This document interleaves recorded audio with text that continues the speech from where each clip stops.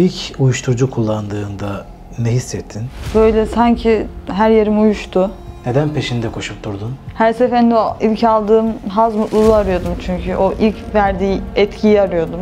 Bir kedi gördüğüm zaman gözünde kamera olduğunu düşünüyorum. Yerde yavaş yavaş büyüyen bir örümcek gördüm. Oraya piknik yapan aile gelmese ben o silahı bana dayadı kafama, öldürecekti beni.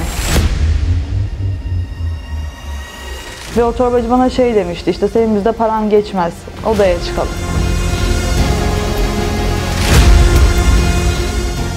Yer altında kalmaya devam edin. Evet efendim, Yeraltı'na hoş geldiniz tekrardan. Ben Deniz Muhammed Bahçecik.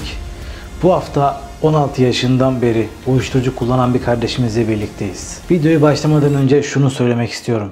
Instagram üzerinde Yeraltı Film hesabımız var.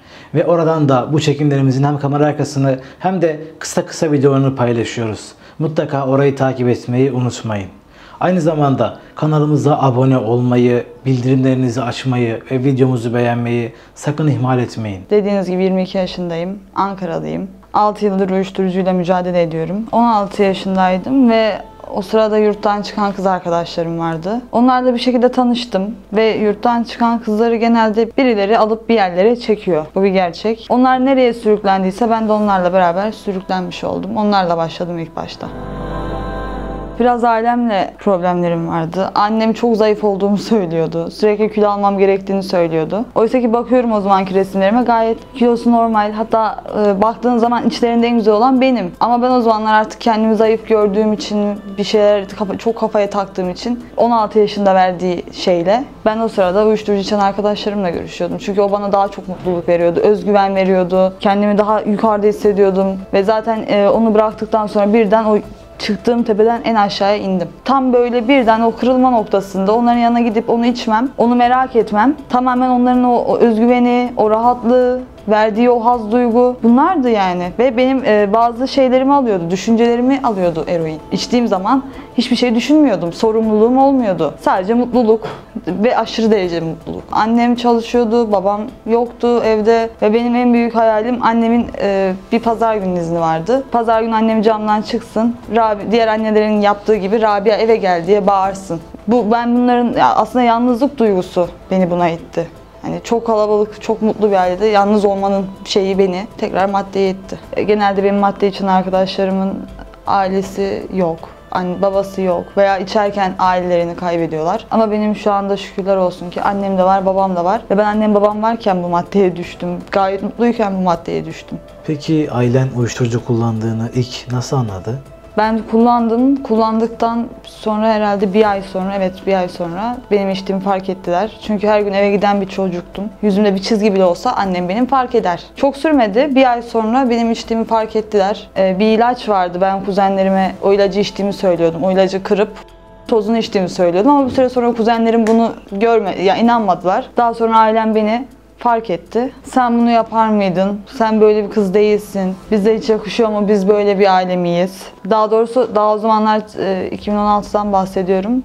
Çok da böyle bilinçli değildi zaten. Ne hastaneler, ne kurumlar, ne ailem. Hani internete yazıp eroin bağımlıları yazdığın zaman, eroin bağımlısı yazdığın zaman hiçbir zaman bırakılmayacak bir şey olarak görünüyordu bile. Yani bunun böyle görünmesi bile zaten ailem için böyle bir sanki ölümcül bir hastalığa yakalanmışım. Cenazeymişim gibi davranıyorlardı bana. Hiçbir zaman iyileşemeyeceğim gibi davranıyorlardı veya sanki namuslarına bir leke sürmüşüm gibi davranıyorlardı. Özellikle bayanların içmesi demek büyük bir namussuzluk gibi görünüyordu ailemde. O zamanlarda çok daha yeni başladığım için uyuşturucuya, ya ben bunu nasılsa bırakabilirim. Bak ben bunu içmeden 4-5 günde durabiliyorum anne.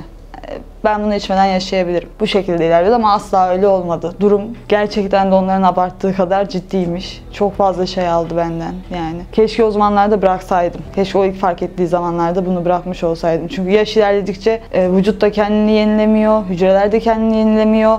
Bir 16 yaşına bırakmakla mesela 22 yaşına bırakmak arasında dağlar kadar fark var. Eğitim benim için önemli olan oydu. Eğitimimi kaybettim. Dedemin ölümü olduğu göremedim. Dedemin cenazesine bile gitmedim. Krizdeydim ve gitmek istemedim, yani beni o şekilde görmesinler diye düşündüm. O zaman bile para istemiştim. Güzelliğimi aldı, kilomu aldı, beynimin de bazı şeyleri hatırlayamıyorum. Şu anda mesela ben 6 yıldır bağımlıyım ama 16 yaşında 22 yaşına nasıl geldim bilmiyorum. O kadar hızlı geçti ki o zaman. 16 ile 22'nin arası kayıp yani.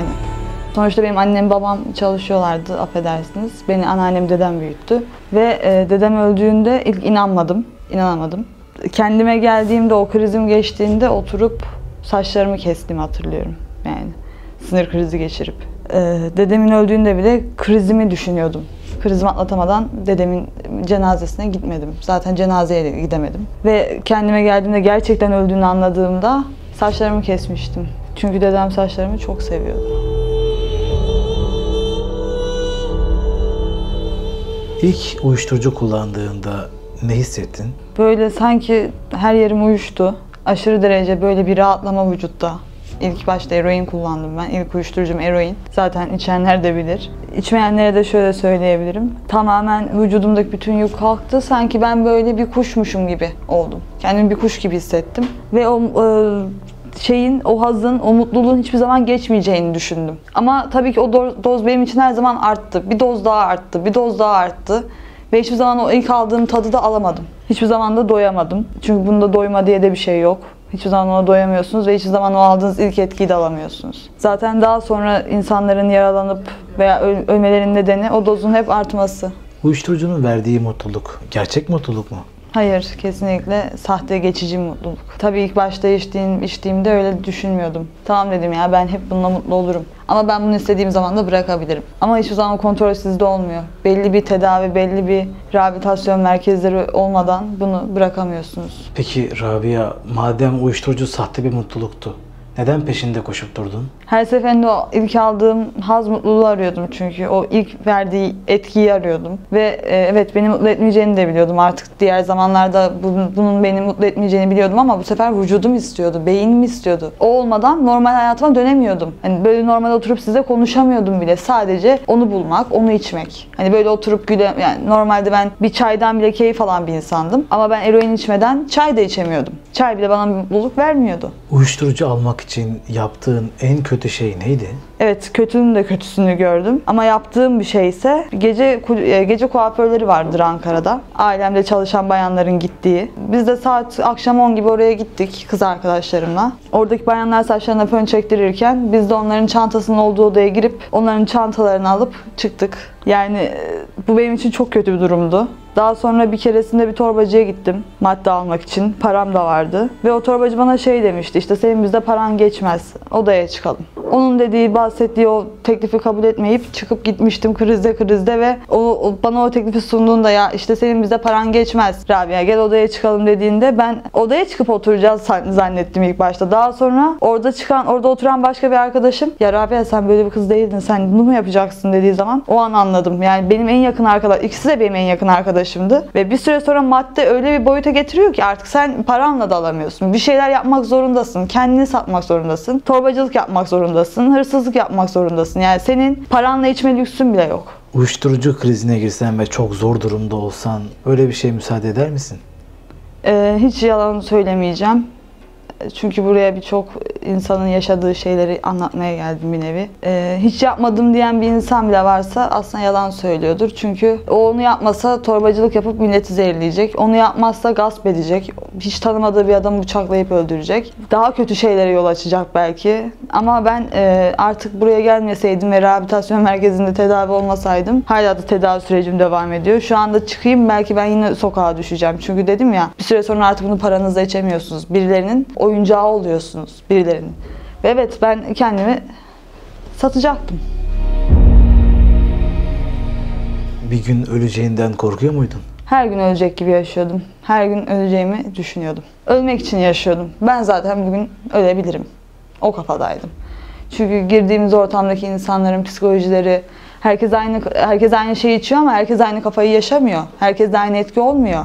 O insan, yanındaki insan seni ne olarak görür? Sen belki onun gözünde bir muhbirsin, belki onun gözünde düşmanısın ama senin bunun haberin bile yok. Çünkü psikolojiler hepimizin farklı. İçtiğimiz madde aynı da olsa verdiği etki farklı. Bir insan bir maddede, içtiği maddede ne bekliyorsa onu hissediyor aslında. Kimse de aynı etki olmuyor. Dolayısıyla ben her gün ölecek gibi yaşıyordum. Hatta bir keresinde Ankara'da yine bir arkadaşım, ben, başka bir arkadaşı, diğer arkadaşımın elinde silah vardı. Ve onun bana düşman olduğunu bile düşünmüyordum. Beraber bir dağ gibi bir yere çıktık. Silahı çıkardı. O sırada piknik yapmaya gelen başka bir aile oldu da ben ölmedim yani. Oraya piknik yapan aile gelmese ben o silahı bana dayadı kafama, öldürecekti beni. O piknik yapmaya gelen aileyi de polis zannettikleri için vurmadılar, beni bırakıp gittiler. Hani onlar oraya Allah tarafından gelmese beni orada öldürüp bırakıp gideceklerdi. Ve benim ne yaptığıma dair hala bir fikrim yok. Benim onlara ne yapmış olabilirim de. Öleceğimi düşündüm yani, sadece dua ettim. Nasıl bir duaysa hemen o sırada gelen arabanın farı yandı. Hani bir de o saatte oraya piknik yapmaya gelen aile de garip. Hiç izlendiğini, takip edildiğini düşündüğün bir an oldu mu? Telefonumun ön kamerasına bant yapıştırıyordum. Oje sürüyordum. Şu kameradan beni izliyorlardı yani. Ben öyle düşünüyordum şahsen. Yani dışarıda sizin bana Rabia sen bugün şu renk giymişsin dediğin zaman evet bu insan beni izliyor, beni takip ediyor diyordum ben. Sürekli bunu düşünüyordum. Odamdaki ampulde kamera var. Evim bana şey gibi geliyor. Hapishane gibi geliyor. Evimde hala beni dinliyorlar diyorum. Anne ya bizim evde bir şeyler var. Bizi izliyorlar. Bak bizi öldürecekler. Sizi öldürecekler. Oysa ki hiçbir şey yok. Annem bir de artık tamam evet öyle Rabia diyorlardı. Hala evime gitmiyorum. Burada mesela tedavi olduğum yerde bir iznimiz oluyor bizim. İzinle de beklemeyi düşünmüyorum. Kaldığım yerde, limanda bile şu anda bunları düşünmemek ama kapıdan çıktığım zaman bunları düşünmek garip. Dışarıda mesela bir kedi gördüğüm zaman gözünde kamera olduğunu düşünüyorum. Limana geldiğim günde Aşti'de hiç araba yoktu. Ben met kullandığım günde o gün yine benim. Gelmeden önceki gün, son gün met kullanarak geldim maalesef ki. Aşti'de hiç araba yoktu. Meğer tadilat varmış. Ben bomba patladığını düşündüm. Bana söylemiyorlar. Bomba patladı, bana söylemiyorlar. Birazdan gelip bizi öldürecekler, bana söylemiyorlar. Yani böyle düşünsenize, bomba patlayacağını düşünüyorsunuz. Bomba patlamadan ben kendimi öldüreyim. Bunları düşünüyordu ama bak şu anda o düşünceler gitti yani. Böyle şeyler düşünmemek çok güzel, çok rahatlatıcı bir şey. Şu anda sorumluluk alabilmek, sorumluluklarının olduğunu bilmek. Tabii ki sorumluluk almaktan da kaçan insanlarız biz bağımlılar olarak. Mesela yani ben hala sorumluluk almaktan korkuyorum ama bunları düşünmek bile, yani sorumluluk duygusunu hissetmek bile çok güzel bir şey. Bir bomba patlayacağını düşünmüyorum da sorumluluk duygusu düşünüyorum yani. Uyuşturucu vücudunda nasıl etkiler bıraktı? Hala çok zayıfım. Çiplerim var. Ben biraz da 16-22 yaş içtiğim için henüz daha çok bir şeyi kaybetmedim. Ama girdiği her vücutta bir sakatlık bırakan bir madde olduğunu biliyorum. Eroin bırakmadıysa bile met kesinlikle bende hala sanrılar, şüpheler bıraktı. Yani şu anda gerçekten bir kamera var beni çekiyor ama ben asla dışarıda bir kameranın beni çektiğine değil de gizli gizli ajanların beni izlediğine inanıyorum hala. Hala bunu aşamadım. Oysa ki ben kimim yani? Kim beni niye izlesin? Niye bana ajanlık yapsınlar? Yerlerde böcek görmeler, olmayan böceği görmeler. Annenin senin için devletin gönderdiği özel bir ajan olduğunu düşünmek. Anne senin zaten annen senin bir memur zaten evde sürekli sana bir şey olmasın diye başında bekleyen, yanında duran. Çünkü benim odamın kapısının kilitlerini söktüler. Banyonun kilidini söktüler. Çünkü bir iki defa evi yakıyordum ben. Kullanırken uyuyup yatağı yakmıştım. Veya kıyafetlerimin çoğunun şuraları yanıktır yani. Artık benim odamın kilidini sökmüşlerdi ki kapıyı kilitlemeyeyim. Banyonun kilidini sökmüşlerdi ki arkadaşım da vefat ettikten sonra aynı şekilde ben de ölmeyeyim diye bunları yapmıştı ailem. Yaşadığın en ağır halüsinasyon hangisiydi? Ben böcekten çok korkan bir insanım. Yerde yavaş yavaş büyüyen bir örümcek gördüm. O örümcek büyüdü. Daha sonra zaten böyle bir anlık olan bir şey. 5-6 gün uyumadıktan sonra gördüm ben bunu. O böcek büyüdü ve birden kafamın üstünden geçince ben birden annemin babamın yanına koştum. Anne bana yardım edin, ben cin görüyorum. Uyusam geçecek bir şey. Aslında madde de sana bunu gördürtmüyor. Sen bunu uykusuzluktan görüyorsun ama madde öyle bir madde ki Met. İlk başlarda sizi böyle 3-5 gün uyutmuyor. O 3-5 gün uykusuzluktan sonra ben o örümceği gördükten sonra daha sonra da halüsinasyonlar gidiyor. Zaten halüsinasyonlar korkunç değil. Korkunç olan sanrı şüpheler. Sürekli düşünsenize şuradan birisi girecek, beni kesecek. Ben böyle düşünüyorum sürekli. O yüzden oradan normal birisi de girse ona bir zarar verebilirim düşündüğüm zaman. Hani bu maddenin ileri dönemlerinde tedavi edilmezse, eğer bir şekilde kontrol altına alınmazsa, benim genetiğimde, ailemde bir genetik bir akıl hastalığı varsa bu böyle bir şey yani. Çünkü bu öyle bir madde ki girdiği zaman Yani bunu ilk içtiğiniz zaman sizin 10 yıl önceki veya 10 yıl sonraki çıkacak hastalığınızı hemen çıkartabiliyor. Diyelim genetikte benim babam şizofren ve ben bu maddeyi içtiğim zaman 10 yıl sonra şizofren olacaksam hemen oluyorum ve bu sefer daha ağır bir şekilde yaşıyorum. Hiç kimseye zarar verdin mi uyuşturucu etkisindeyken? Hayır. Zaten madde bağımlıları öyle çok göründüğü gibi insanlara zarar veren insanlar değil. Tamam, ilk başlarda anlattığım olaylardan falan belki başka ama onlar içen insanlar değildi. Ben içtiğim için o işi yapıyordum. Ve ben bir süre sonra o işi yapamadım. Çünkü madde bağımlıları en çok kendine zarar verir. Kimseye değil. Zaten gerçekten bir madde bağımlısıysa en büyük zararı kendine olur. En fazla kaç gün uyumadın? 5 gün. Sanrılar. Uyumadığınızın da farkında olmuyorsunuz. Mesela yani dışarıdan kendimi hiç izlemedim ama gördüğüm kadarıyla arkadaşlarım hani ben öyle olduğumu düşünmüyorum diyorsunuz ama aslında öylesiniz. Yani çok garip bir his ya. Nasıl anlatabilirim size? Sanki 5 günün sonunda bütün dünya benim peşimde. Benim halüsinasyonum bu. Herkes beni takip ediyor. Ben sürekli takipteyim. Uyuyana kadar da bu böyle devam ediyor. Zaten bunlar da uyutmuyor sizi. Şüphe sizi uyutmuyor. Hani ben sanki bir adam öldürmüşüm de herkes benim peşimdeymiş gibi. Oysa ben kimseyi falan da öldürmedim. Kimseye bir zarar da vermedim. Ama böyle bir duruma düşürüyor sizi. Uyanıkken rüya görüyor muydun? Uyanıkken rüya değil ama uyanıklıkla rüya arasında halüsinasyonlar görüyordum. Çünkü uykuyla uyanıklık arasında çok garip şeyler gözüküyordu ya. Hani karabasan diye görürüz ya normal insanlar. Biz uykuyla uyanıklık arasında çok başka şeyler görüyoruz. Hani gerçekçi cinler, şeytanlar diyeyim. Zaten bir süre sonra şeytanın da oyuncağı olmuş oluyoruz bu madde boyutunda. Çünkü onlarla iletişime geçmiş oluyoruz. Aslında bir nevi kendi dünyamızdan çıkıp onların dünyasına geçiyoruz. Çünkü normalin üstünde bir mutluluk, bir haz var. Kendimin bacakları kesilmiş halinin halüsinasyonunu 3-4 defa gördüm. Gelip şöyle sırtıma dokunup gidiyordu yani. Ama bacakları kesikti. Hala bunu anlatınca insan garip oluyor. Bize en duygulandığın andan bahseder misin? Duygulandığım demeyeyim ama çok garip hissettiğim, sonrasında çok üzüldüğüm annemin bir çaresizliği var. Yine bütün gün gittim, madde aradım, bulamadım ve merdivenleri bile çıkamıyordum. Belim ağrıyordu. Kriz benim belime vuruyordu. Zaten genel olarak eroinde kemik ağrıları, eklem ağrıları olur, terleme olur. Bende terleme olmuyordu ama hatta terleme olmadığı için torbacılar benim krize girdiğimi düşünmüyorlardı. Kollarıma bakıyorlardı. İğne izi varsa mal veriyorlardı. İğne izi yoksa sen terlemiyorsun ki deyip bana mal vermiyorlardı yani. Beni polis sanıyorlardı. Bir gün belim çok ağrıyor. Yürüyemiyorum artık. Gerçekten yürüyemiyorum. Belim ağrıyor ve belimin ağrıdığını da insanlara kanıtlayamıyorum. Anneme dedim ki anne dedim arkadaşım gelecek. Bana malı verip gidecek. Bizim binaya gelsin mi? Çocuk binaya geldi. Evet, kapıyı da açtım ama anneme babamı kapının önünde görünce çocuk korktu, utandı. Aşağıya indi. Ben de sizin yüzünüzden bu çocuk gitti diye anneme babama bağırdım. Yetmedi. Annemi çocuğun peşine yolladım. Parayı al, sen git al maddeyi. Ve annem indi. O kadın o halde indi. Ben dedim yürüyemiyorum, inemiyorum. İndi. Kadın bu sefer çocuk gitti, gelmedi. Annem onu bekledi kapıda bir saat. Bakkal gördü. Yanındaki matbaa gördü. Hala şu anda o bakkalın matbaanın yanına gidemiyorum çünkü bu tür bir sürü olay yaşadım. Ailemi göndermedim ama kendim kapının önünde rezil oldum. Yani annemin o soğukta orada buz gibi tek bir tişörtle kadın saatlerce o çocuğu orada bekledi. Ama geldi çocuk yani. Çocuk geldi ama ben o bir saat içerisinde zaten krizim de azalmıştı. Ama sorsanız yok, krizim azalmadı. Ben orada ölüyorum. Ve anne o maddeyi orada bekleyip aldı. Kapıdan çocuk kaçınca annem de onun arkasından oğlum dur gitme işte. Düşünebiliyor musunuz? Böyle bir şey yaşadım yani. Bunu yaptı anne. Ailem bana sürekli para verdiği için anneannem gibi diyordu ki işte Rabia'ya niye para veriyorsunuz? İşte sizin yüzünüzden bu kız böyle oluyor. Atın sokağa gitsin. Annem gidiyordu ki hani ne yapalım? Kendini mi satacak? Birilerini mi öldürecek? Torbacılık mı yapacak? Gasp mı edecek? Tedavi olana kadar biz ona bu parayı vermek zorundayız anne. O bizim kızımız, biz onu sokağa atamayız. Allah'a şükür şu anda tedavideyim. Bırakıyorum. Bunu yaşamıştım ya. Bu benim için en garip, en beni üzen olaylardan biri. Allah'ın sana yardım ettiğini düşündüğün bir an oldu mu? Oldu. Mesela o kafama silah dayandığı anda orada bir parın parlayıp da pikniğe gelen bir ailenin olması ve benim her seferinde bir şekilde birilerinin veya ailemin vesile olup benim maddeye ara da vermem, şu anda yaşıyor olmam bana Allah'ın yardım ettiğine dair inancım. İnancımı kaybettiğim zamanlar olmadı hiçbir zaman ama inancını kaybeden arkadaşlarım da oldu. Çok gördüm. Vücudunda uyuşturucu madde varken kapıldığın hislerden biraz bahsedebilir misin?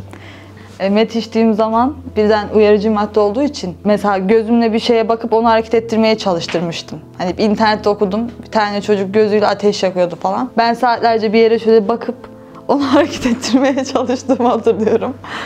Daha sonra aşırı bir şey yükseliyor. Hani yanında benim birisi ölse hissetmem onu. Kafa o kadar çalışıyor ki çünkü harıl harıl uyarıcı madde içiyorsun. Böyle eroinde de aşırı özgüven, aşırı bir mutluluk duygusu. Yanında o sırada senin en sevmediğin insan da otursa onu çok seviyorsun. O senin için dünyanın en iyi insanı oluyor o maddeyi içtikten sonra. Uyuşturucunun etkisindeyken yaptıklarının farkında mısın?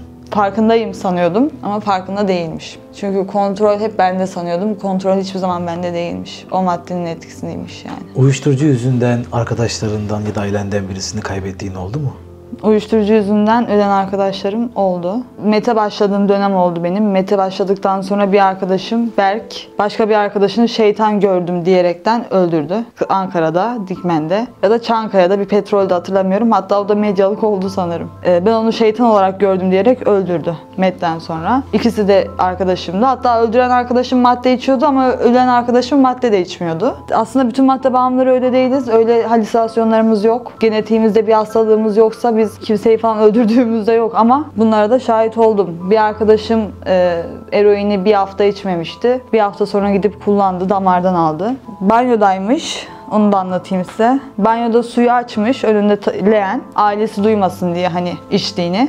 Leğene suyu açmış, tabureye oturmuş. İğneyi vurunca kafasında yanlışlıkla kafası suya düşüyor ve kafasını sudan çıkartamıyor. Boğularak ölüyor. Bağımlı olduğunu ilk nasıl anladın?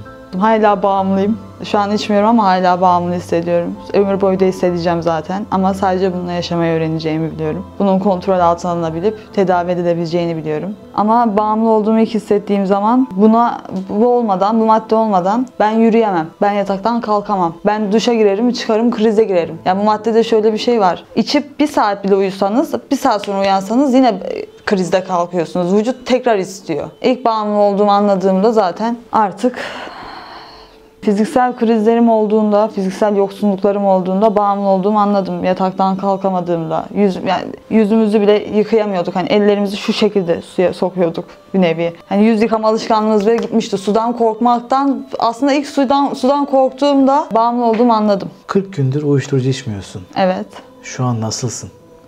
Şu anda mesela hiç ben önceden heyecanlanamazdım, gülemezdim, bir çay içemezdim, hiçbir şey yapamazdım. Ama şu anda mesela heyecanlanabiliyorum, buradayım ve heyecanlıyım, gülebiliyorum. Ama normalde eski Rabia olsa buraya gelip oturmaz bile, konuşmaz bile. Ne konuşacağım? Yani beni anlamazlar ki zaten. Ben konuşsam bile beni dinlemeyecekler ki, duymayacaklar ki, duysalar bile anlamayacaklar ki. Anlamayacak insanların hep hala var zaten bu. Kendimizi anlatamadığımız için zaten hep bu bizim yalnızlaşmamız, içmemize neden oluyor. Bana zaten inanmayacaklar ki. Hiç intihar etmeyi düşündün mü? Zaman zaman zaten benim madde içmek benim için bir intihardı. Yani madde benim intiharımdı. Evet, sonraki dönemlerde ben bunu bir gün bırakacağım, başaracağım kafasındaydım ama ilk başladığım dönemlerde bu benim intiharımdı zaten. Her gün ölmek için yaşayan bir insandım. Çünkü umudum yoktu, inancım yoktu. Etrafımda bırakabilen insanları görmüyordum. Ama şu anda görebiliyorum. Evet, bunu başarmış insanlar var. Kendimde 40 gündür temizim. Bu yayın aracılığıyla ailene, anne babana ne söylemek istersin? Aileme, anne babama arkamda hep durdukları için, şu anda burada oturduğum için, yaşadığım için ve bana her zaman destek oldukları için çok teşekkür ediyorum. İletişimde çok olmadığım bir ailem daha var. Kendi öz ablalarım, abilerim var. Onların da bana dua ettiklerini, benim yanımda olduklarını biliyorum. Onları da çok seviyorum. Kendi abim, yani benden bir yaş büyük bir abim var. Onları çok çok seviyorum. Bana her zaman destek oldukları için, beni sokağa atmadıkları için, yanımda oldukları için onlara buradan çok çok öpücük yolluyorum ve annemin bana Liman Yaşam Derneği'ni bulduğu ve ondan önce Süleyman Soylu Bakanımızın beni Boylam Özel Hastanesi'ne yatırıp tedavi ettirip masrafımı karşıladığı için teşekkür ediyorum. Daha sonra Liman Rehabilitasyon Merkezi'ne gelip de ilaçsız bir tedavi bulup benim şu anda bu şekilde oturup konuşmamı sağladıkları için hepsine çok çok teşekkür ediyorum. Çünkü bu benim için bir mucizeydi. Ben asla ilaçsız yaşayacağıma inanmıyordum. İlaçsız bırakabileceğime inanmıyordum. Evet, maddeyi bırakırım ama ilaçlarla yaşarım diye düşünüyordum. Ama ilaçlarla yaşanmadığını da deneyip test eden biriyim. Bu arada 9 tane hastanede yattım. Merak ediyoruz, Liman'la tanışman, ilk tanıştığın an nasıldı, şu an nasıl gidiyor? Yani bu son liman, burası Nasıl bir yer? Hatta en son geldiğimde bir taksici abi dedi ki kız ne oldu sen kocandan mı kaçtın dedi. Neden dedim. Son liman yazıyor ya dedi. Hayır dedim kocamdan falan kaçmadım. Tedavi olmaya gidiyorum. Son liman deyince insanlar orayı şey gibi görüyor çevredekiler falan. Hani böyle işte bir yurt gibi falan. Ama oysa ki gerçekten hani diğer hastanelerde şöyle bir durum vardı. Menfaat ilişkileri, ilaçla geciktirmeler, ilaçla bastırmalar. Bizim bir hocamızın bir lafı var. Bir hortuma su takın ve o suyu sonuna kadar açın. Ama bir delik olsun ve o deliği bağlayın. O bir süre sonra patlayacak. Bu örneği niye veriyorum? Biz ilaçla bizim tedavimizi geciktiriyoruz aslında.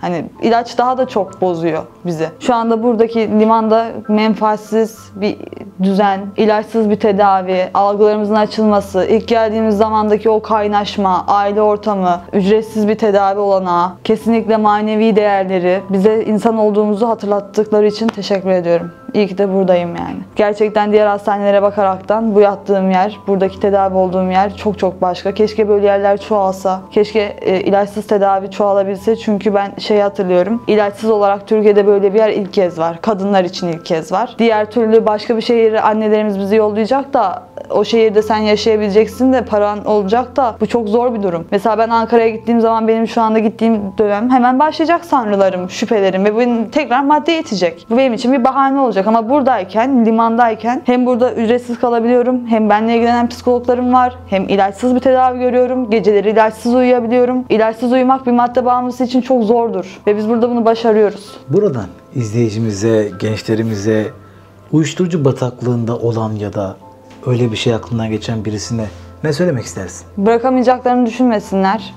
Zaten biz burada limanda hayır demeyi öğreniyoruz. Limana gelemiyor musunuz veya bir tedavi merkezi bulamıyor musunuz? Mutlaka araştırın. Çünkü ilaçlarla tedavi edilebilir bir hastalık değil ama hayır demeyi öğrendiğimiz zaman, bir şeylere hayır dediğimiz zaman ki hayır demeyi öğrenmek çok zor bir durum. Siz burada birine hayır dersiniz, bir torbacıya hayır dersiniz, oradan çıkarsınız başka bir torbacıya evet dersiniz. Kendinizi kandırırsınız. Ama bu bırakılabiliyor. Ben 40 gündür temizim. Evet daha önce de bırakmalarım oldu ama hemen geri başlamalarım da oldu. Bu maddeyi bırakamayacağınızı düşünmeyin. Kesinlikle tedavi edilebilir bir hastalık. Bunu bir hastalık olarak görün. Evet sizin ömür boyu devam edecek ama etrafınızda o bırakamadığını düşündüğünüz tipler değil. Onlar örnek almayın. Kesinlikle ben bıraktıysam, ben temizlendiysem, çevremdeki arkadaşlarım bıraktıysa, biz burada bırakarak oturabiliyorsak, biz bunu bırakmış bir şekilde sohbet, muhabbet edebiliyorsak herkes bunu bırakabilir. Ağzına, yüreğine sağlık. Teşekkür ediyoruz. Çok güzel bir programdı.